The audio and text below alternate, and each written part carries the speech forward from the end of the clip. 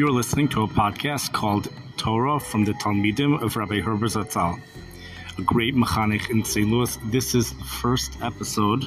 Enjoy.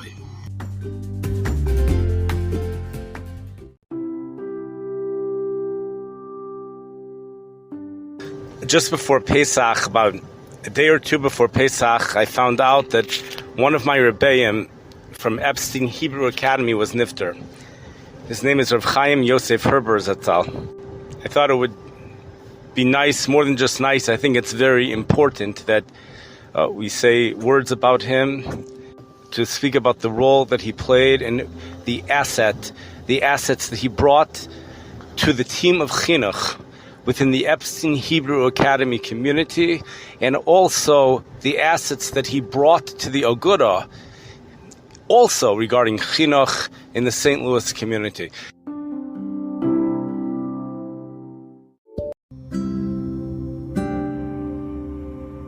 I was a student of his in Epstein Hebrew Academy for 2 years, 4th grade and 6th grade.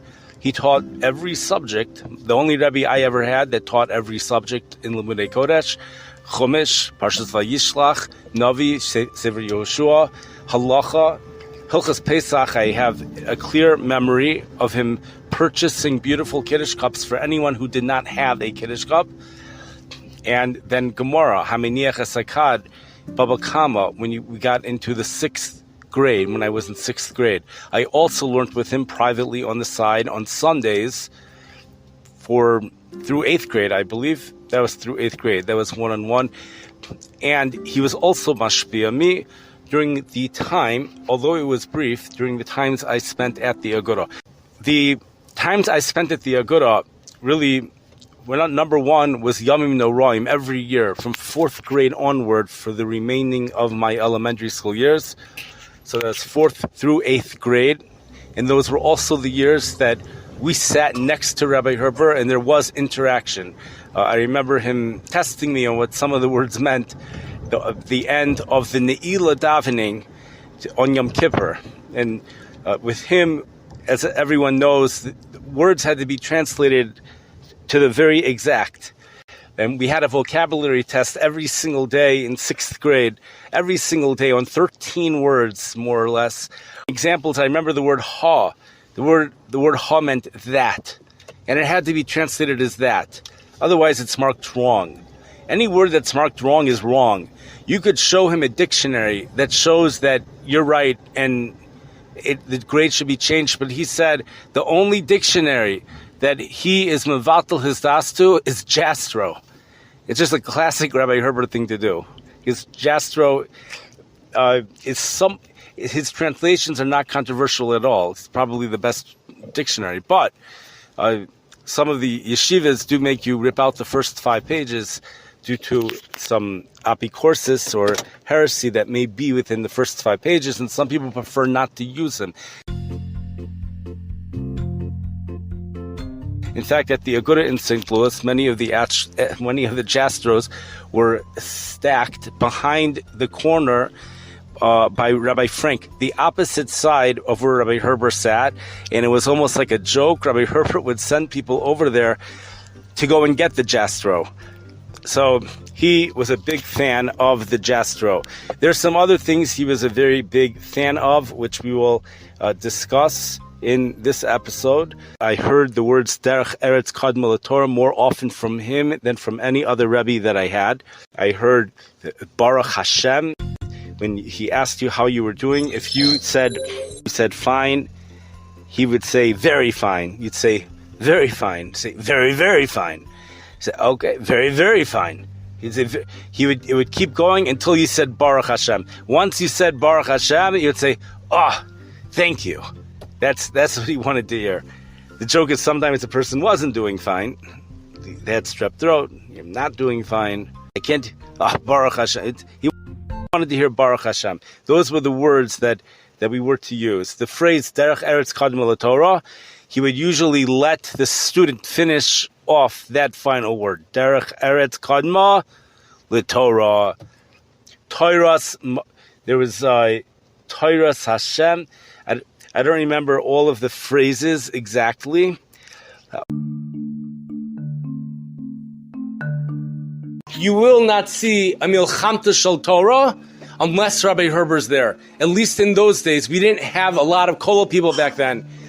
And Rabbi Herber's the one who started the whole thing. And the reason why that's so important, especially nowadays, is because, first of all, you see how it's nothing personal, despite the fact they're attacking each other.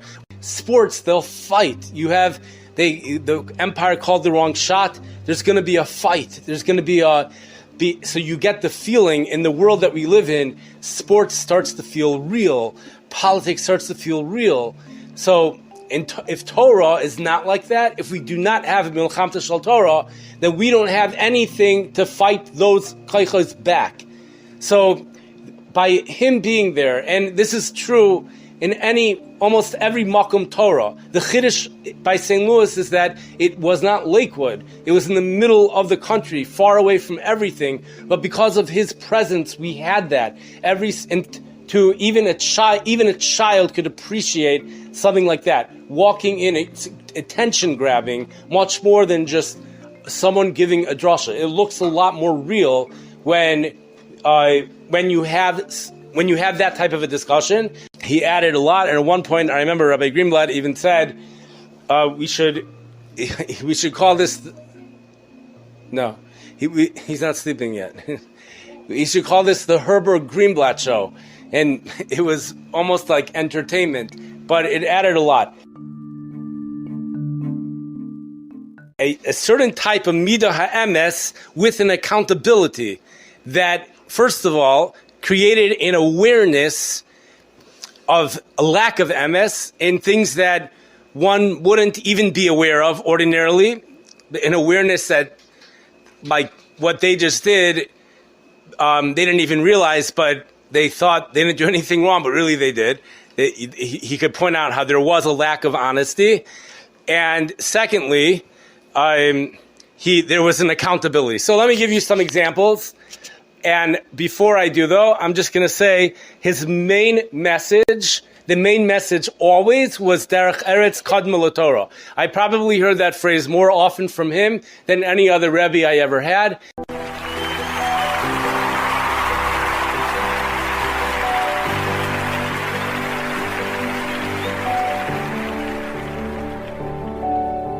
And whenever a student would misbehave, there would be a whole discussion, and he would say, remember, Derech Eretz Kadma LaTorah, Derech Eretz Kadma LaTorah. So this comes first. Derech Eretz means having good midos, that comes before Torah. So before we learn Torah, first there has to be Derech Eretz.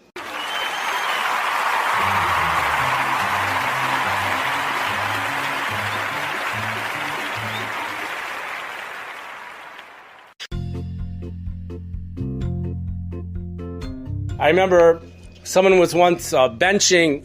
So people bench by heart. Sivi, do you bench by heart? All right, so someone was benching by heart. Fine. Someone was benching by heart, and it was Rosh Chodesh. So the guy was done benching, and Rabbi Herbert said, did you finish benching? And he said, yeah.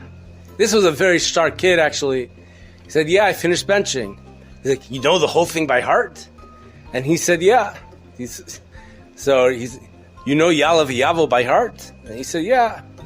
And this is before, by the way, this is before there ever was a song for Yalav Yavo. So, Tzivya, are you listening? So Rabbi Herbert said, okay, I'm going to take out a bencher and let's hear you. So on the spot, the Bachar was tested to see if he knew Yalav Yavo by heart. And about like 10 words in or 11 words in, he wasn't able to say the next word. It says, well, you told me you knew Yalav Yavo by heart. So do you know it by heart or do you not know it by heart? He said, well, I thought I knew it but you don't know it by heart. So how did you finish benching if you don't know it by heart? And he said, well, I thought I knew it, but you don't know it by heart. But the conversation would go on for 10 minutes until finally he'd say, I guess I have to bench again. Oh, thank you. You have to bench again. Okay, fine. So that was a 10-minute conversation, and now he has to bench again. Now, the victim, quote unquote, there was no selection on who the victim could be a Rosh Hashiva. There was no, it wasn't like only fourth grader. If it was a Rav in the shul, the Rav in the school who also benched by heart, Rabbi Herbert did the same thing to him. It was, the benching by heart? That Rav was like, let's hear. Like, there was no discrepancy, that's the right word, between one or the other. So everybody was treated fairly. He was very fair. He was the most fair Rebbe. Everybody was treated fairly. And to a lot of people, that was an inspiration. The inspiration is that Torah is emes. It doesn't matter the person's status. It doesn't matter. This is the way it is. It also could be entertaining for children. And sometimes, we try to be cute to get kids into it. But here you see it's both. You're killing two birds with one stone. You're being cute. You're getting kids into it. But you're also showing Torah achasi. And we're all avadim. And we all do the same types of things. And that was one. What? No one ever did it to him. I never saw anybody test him. He always used the bencher. Okay, here's another. I'm going to say some more stories, and things will just come out as we do it. And I also want to show that if you're not there for the whole thing, you really have no idea what's going on. So for that, I'll just say, I used to learn with him every Sunday, and learning with him, it's the only time I ever learned where it was a true workout. It was a workout, and it was unbelievable. Because the thing is that usually when you learn with someone, so either it's a geschmack learning session and your brain is on, or it could be your brain is off and you're just not thinking. Okay, that could be. So, or it could just be some other possibility. But no matter what that possibility is, the only one where you come out getting a workout is one of them, is where the brain is on. So it's like if someone goes to lift weights, you have to actually be lifting the weights to get the workout. If for some day you don't have the muscles to lift the weights, you're going to walk out of there not feeling like you lifted weights. With Rabbi Herbert, my mind was always on. That somehow he created that, maybe from the excessive therefores and the constant questions, and you really had to be on the ball. And so that's number one. And it was a workout, which even produced, I would say, which even produced close to almost like a runner's high. There really was a workout when you're learning with him. And it was a scary thing also, because before you would walk in, it was like, what is gonna, what's gonna happen today? Let's just get through this, and he's gonna ask me about Tosfos, and at some point I'm gonna feel stupid, and then, okay, so here's one example. One day I come in, and we go through the therefores. Now, the therefores with Rabbi Herbert, it's been many years, so I don't remember if it's just the word therefore, or if there is another word that comes after therefore, but it would generally be something revolving around a Rashi or a Tosfos, and he would say, so what's Tosfos asking? Something like that. So I would say, what's Tosfos' answer? I would say Tosfos' answer. He's like, you think that's what Tosfos is answering? And I would say, yeah. And why do you think that's what Tosfos is answering? Okay, so I'll say why I think that's what... Okay, so now does that make any sense to you? Be like, yeah. Now, how does that make sense? Okay, what was Tosfos' question? I say Tosfos' question. Okay, fine, that's his question. Okay, now here's his answer. Now at that point I realize actually it's starting to not make any sense. Okay, so now but it still seems like it makes sense. Okay, so let's hear the answer. Let's give the answer. But the answer has to somehow answer the original question. So that's where the therefores start. Okay, so, okay, good. Therefore, okay, and therefore this and that, and okay, therefore, Therefore, and somehow eventually I have to get back to what the original question is. Now here's the thing. At the therefores, they go on, or whatever the word was, it can go on for a long time. And to someone, and I was a child. I was maybe 11 years old. And in this particular story, so we have Rabbi Greenblatt, who was the Rav. Now, it looked like there was nobody in the shul, but apparently Rabbi Greenblatt was there in his office. And Rabbi Greenblatt came out in the middle, and he's like, Chaim Yosef, have some rachmanis. He's only a child. Okay, so he's being a very good Rav and being observant of torture, of possible torture that's going on amongst the congregants. Perhaps there's a child being tortured, and he wants to make sure this child, which was me, grows up to love learning. So he's perhaps thinking, how in the world is this kid ever going to love learning if he comes here every Sunday to get tortured with the therefores? But the only thing is that that's only if you see a small segment of it. Because each session of learning with him, you had the therefores, or whatever the word was, and things kind of felt like they're getting more hopeless. But then there would always be somehow there would be this climax where this humor would it would be some type of humor that would take over, where he would be laughing. It would just get so out of hand, but I can't. It's been so many years I can't think of an example right now. But the point is that there always was a good ending, and it never was a torturous experience. It was always a very geschmack experience, and he would point out that's geschmack. I think he used the word geschmack. If it's been many years, but hey, that's the geschmack of Torah. Like, so you were to someone who just walked in for 5 minutes, you just witnessed the same thing you witness if you walk into a workout room and you watch someone lifting weights. They're being tortured. Why are they torturing themselves? But if you look at the whole picture, when they leave the room, they feel good about themselves. Not only that, they come back the next day and they pay the place a membership to come into the place. They're paying them. So it's the same thing over here. So there's a certain type of learning, and a certain in the love for Torah that he was able to transmit that no other Rebbe was able to transmit. And if you just heard that example, it's easy to hear why. It's because that is unique. To transmit a love in that way, that's unique because he used no shtick at all. There's no shtick at all. No yeshivish shtick. It was all pure learning. Just Tosfos' answer. And somehow it was almost like, I wish I had a better example of the humor, but that always came in, and it was an enjoyable experience. And there's many people who used to pay him to learn with them. In fact, the niche that he would attract was a certain niche that a lot of times did not have a yeshiva background. And for sure, the reason they're coming to him is because this is their Rebbe, this is who they love learning from the most.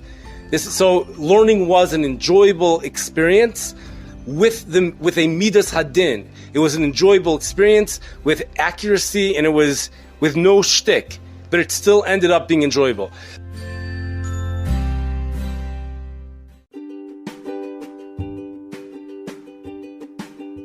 He was supportive of other areas of Avodas Hashem, especially exercise, kibbud av, with me. If I went to help my father out afterwards in the the business, and you ask where I'm going, or if I was going to take a tennis lesson afterwards, he would say good, that's beautiful. He would say beautiful, and the way when you have a midas hadin person who says beautiful with a softness, it has more of a roisham. It has a real hargasha salev to it. A lot more. That's something that you would have to maybe see it in action, or maybe I could, later on, if I'm able to get into it, can give a good example of it. But it's something that is more impressionable than that's the type. It's a unique instrument that makes a difference in many people's lives. That's essential, at that time, essential on the Epstein Hebrew Academy team. Now, the example I gave was actually going on at the Aguda, was not in the Epstein Hebrew Academy. But he was very well respected amongst the other Rebbeim in Epstein Hebrew Academy. I remember Rabbi Pollack, once he listed the two top Talmidei Chachamim in town, and Rabbi Herber was one of them. Rabbi Pollack and Rabbi Herber, every Motzei Shabbos in the winter, both classes, we would come to Epstein to play hockey. So he had the key, they both had the keys.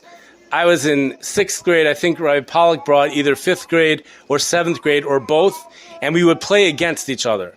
But they both felt that it's very important for our childhood to have fun and to have exercise. There also was some learning, if I remember correctly, during that time. Rabbi Pollack would speak very high praise of Rabbi Herbert, and I believe it went the other way around as well. And of course, Rabbi Pollack was a gem also. There was a lot of people that got turned on to learning from Rabbi Pollack's style. Rabbi Pollack was it's not just he had a sense of humor, he was open about the humor, and we have someone here who's crying. But with him, he would invite everyone over to the house on Shabbos. We sung Gedalia Gumber. He had not everybody in the school was Shomer Shabbos, but even those who were not Shomer Shabbos, they would find a place to stay over Shabbos. I know we're now speaking about Rabbi Pollack, but this was part of the orchestra. Is Rabbi Pollack played, I would say there was more of a Midas Harachim. See, if you only have Rabbi Herber, you only have that Midas Adin. So for some kids, they might just become traumatized, like what is going on here? Therefore, but when you have both, and you realize that this is Torah, and he's not attacking you. He does the same. This is everyone. There was Yeshiva also. And the place where you got to see this most, when you walk into the Aguda during Yontif, between Mincha and Mariv. So,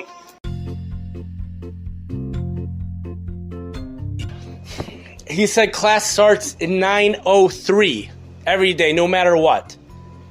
Now, it might have been 9 o'clock, but I remember his times not being like the normal time. So, 9:03 is when class started. No matter what. No matter what. It didn't matter whether there's people in the class or not in the class. His teaching starts at 9:03, okay? So, I don't know. Okay, so class started with him reading from a book called The Maggid Speaks. Beautiful stories. He read it with a lot of Hargashas Halev, stories about someone who left a talis when he went on vacation, and the talis, you can tell the talis was crying, and there were a lot of great values, Torah-dic values, that he taught by reading these stories. But the story time started at 9:03. Okay? So one morning, I walked in 9:03. I'm usually not there 9:03, but that day I was there 9:03. Nobody's there, but he's well into the story, reading away. Page whatever. Okay, I didn't say anything. I just come in. Then another classmate, David Hallman, he came in, or it might have been someone else, there's nobody here. He's like, we start 9:03. I told you 9:03. He didn't just come to teach Torah. He came and he observed the students over recess and over lunch and observed the midos of the students.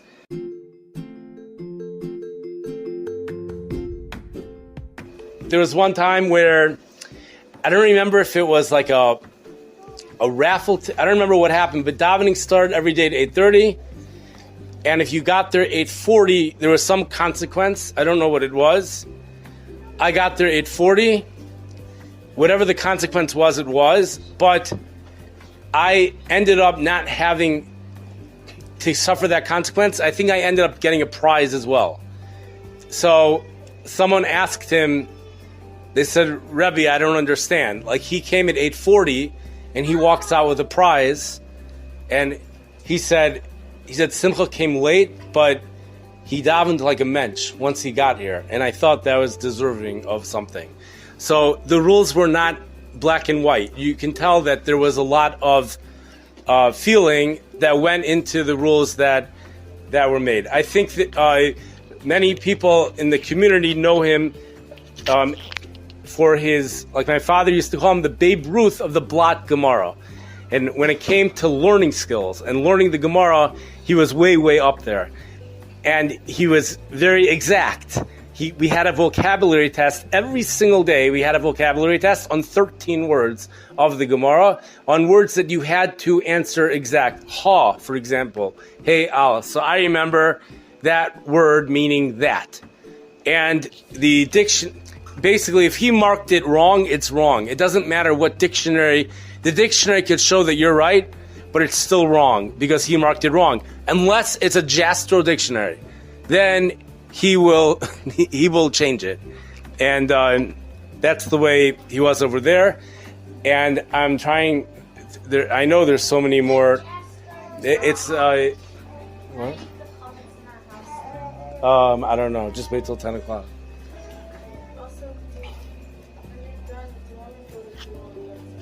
Yeah. Okay.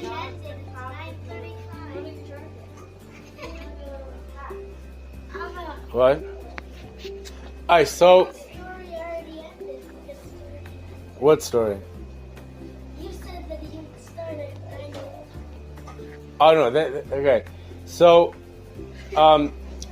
one time, like I remember we came into class and he got very upset at us. He said that one of the students told their parents that he was sleeping yesterday during a certain speech. How did he know? One of the parents told him, got upset at him for sleeping, and he said, "I never sleep during." But he looks like he's sleeping. There was a boy in your class, and then the parents told the boy that he was upset at. They were upset at the parents told the teacher that don't go to sleep when people are speaking. They gave most of it to the teacher, Rabbi Herbert. And they were saying that Rabbi Herbert was. Right. And Rabbi Herbert told the class that it wasn't true. So it looks like he's sleeping, but he's not.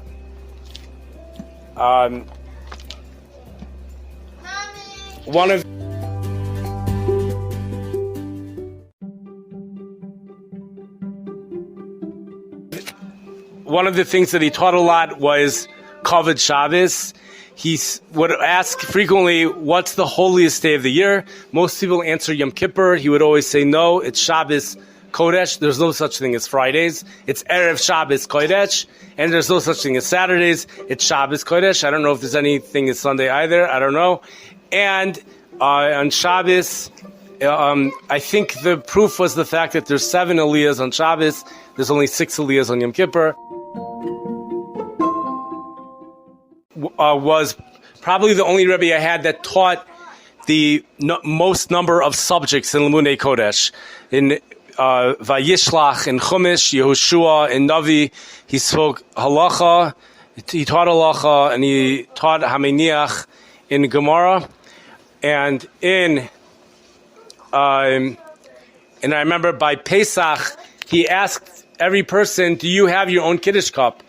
And to anyone who said no, he opened up a couple boxes of the most beautiful Kiddush cups, and he just handed out these beautiful Kiddush cups. But to those that said yes, they didn't get any. Of course, everyone started to change. Like, well, actually, I don't really have my own Kiddush. He's like, well, you said you do. So the ones who didn't have a Kiddush cup, they got their own Kiddush cup. He was known for his fans. Everybody knew him for the fan in the back of the Agudah with the do not touch without permission from Rabbi Herbert. The classrooms were always very cold with fans going on, and he had like quite a reputation. What? I guess so. And there's probably other stories. Does anyone know of anything about him that...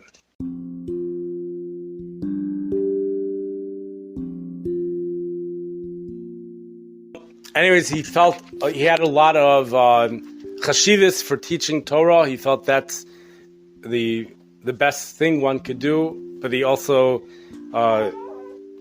if he wasn't in a position of teaching Torah, he found other ways for parnasa as well.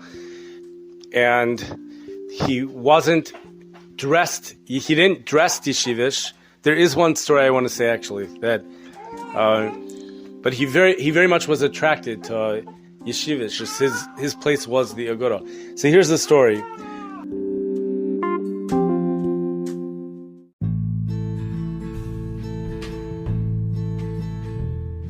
The story goes, there was him and someone else. They traveled someplace.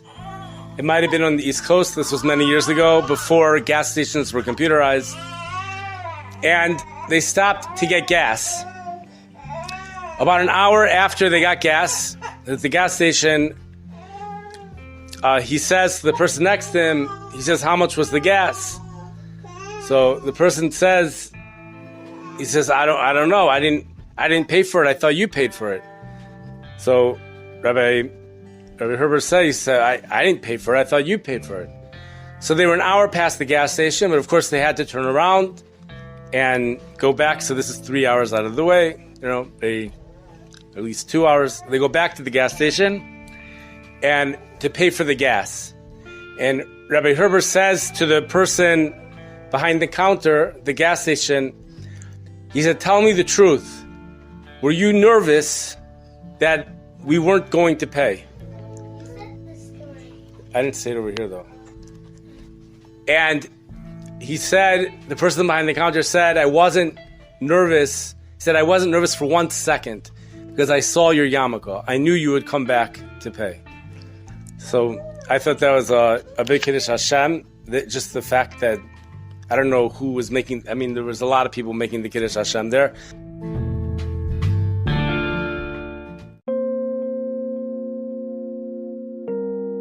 One other thing I'll add is that Rabbi Herbert had a very spiritual part to him, and you could see that from the Shlomo Carlebach stories that we would listen to when we were in 4th grade. Those stories are very spiritual, and he...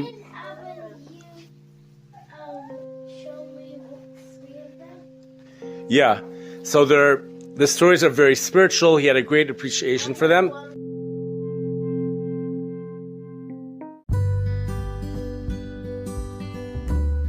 Then I remember when I was in 4th grade, he asked people is there anything they want from Hashem? Anything they want from Hashem? And I think I said no. He's like, you have everything you want? I said, yeah, I think. Now this is when, so my father was in the hospital in Pittsburgh and very sick. So he's just like, "Don't you want a refuah shlema for your father?" I was like, yeah. He had when his eye popped out. So his mind, I felt like his mind was on others, and he davened for others, and he cared about others, and I know he over the years always encouraged me to go into teaching.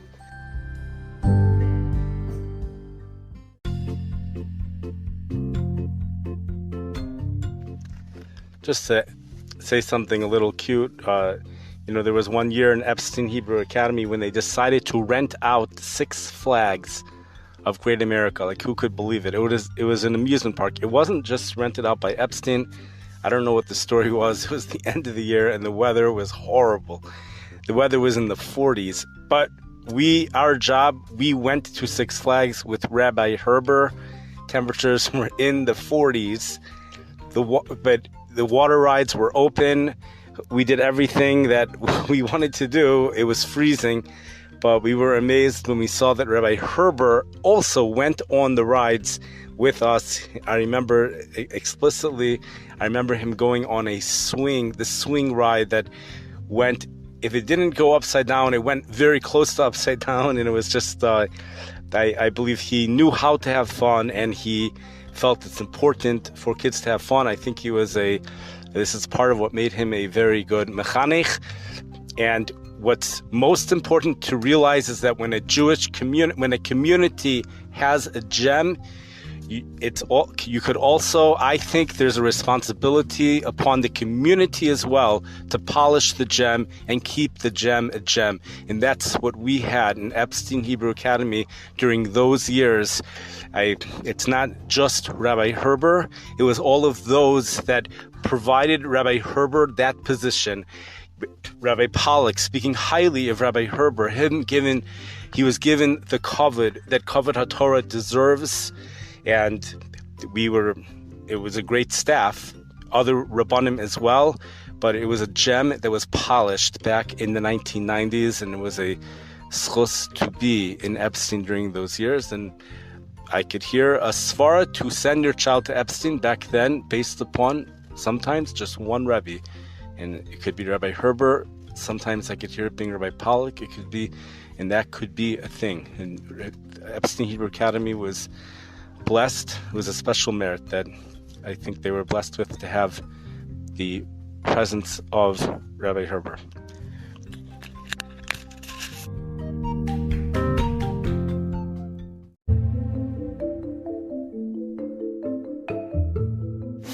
One of the things I think we could end off with is, I remember towards the very end of 6th grade, the last day of 6th grade, Rabbi Herber said to us, he said, we're about to go through a summer, and it's very important to be koiveya itim l'Torah. And he said it's important to designate time every single day to learn Gemara.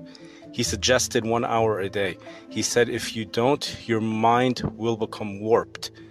In order to prevent that, a person must learn Gemara each and every day. That's what he said to do. That was over the summer. So he was saying, learn Torah, and he was specifically telling us, boys, we were in 6th grade, to learn Gemara. And I remember the time being 1 hour. And Gemara teaches a person how to think. So I was thinking that perhaps it would be a good thing to be makabel upon ourselves, le'iloi nishmas Rav Chaim Rabbi Herber, to be makabel upon ourselves, to make sure each and every day we spend time learning Gemara, to those of us that already are learning Gemara, to increase the Gemara. I think he just said Gemara Rashi, maybe Gemara Rashi Tosfos, but that was something that I remember that he said stark, and that's also something that he lived by. We know that him and Gemara they went together. He loved all of Torah. He taught any Torah you told him to teach. That was a schus to him. He considered it a special schus, and he would teach it. Navi, Chumash. But when it came to Gemara, he maybe never expressed it, but you knew that this is something he truly, truly loved, along with the rest of the Torah. May his neshama have an aliyah. Thank you for listening. The following 6 minutes is reading something that I wrote. Some of it might be repetitive.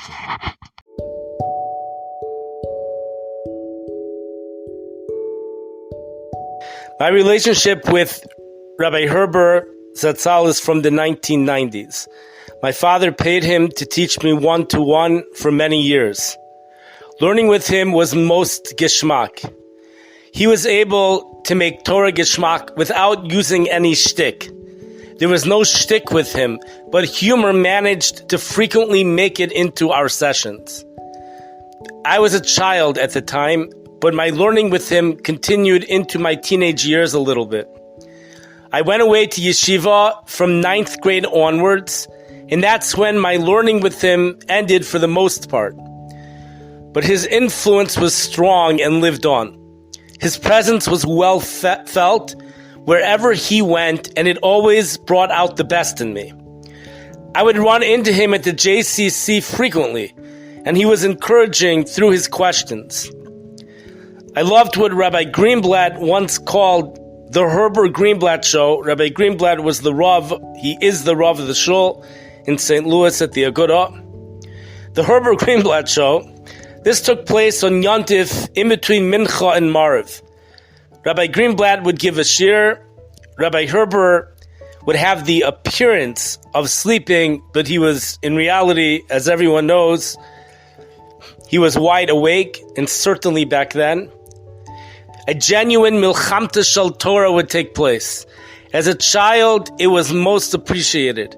As a yeshiva bacher, it was even more appreciated. This is St. Louis, after all, not Lakewood. I davened generally at Young Israel, and I was super fascinated with these milchamta shel Torah when I came to the Aguda on Yontif. I experienced him as being of the most ehrlich, and the stories I heard about him matched this description. It was a unique ehrlichkeit, a different brand than the norm, but this is what I appreciated most about him. He would read from the Maggid Says and taught us valuable lessons. Derech Eretz Kadma LeTorah were frequent words that he said, and Baruch Hashem was the only answer he accepted when he asked you how you were doing. He introduced me to the most spiritual stories when I was in 4th grade, when he started to play Shlomo Karbach stories. He was the best childhood Rebbe, partly because he was tough, so his messages were so strongly ingrained that they lasted a lifetime. He would say teasingly, "I like to give people a hard time," sometimes, but it would end with humor. The hard time is what caused these precious teachings to take root within us for life. His questions demanded an honesty that I never experienced before with any other Rebbe. His appreciation for the Aramaic dictionary written by Professor Jastrow is a good example of this honesty, and I appreciated this. While others refused to use a Jastrow because of religious reasons, Rabbi Herber used nothing else other than Jastrow.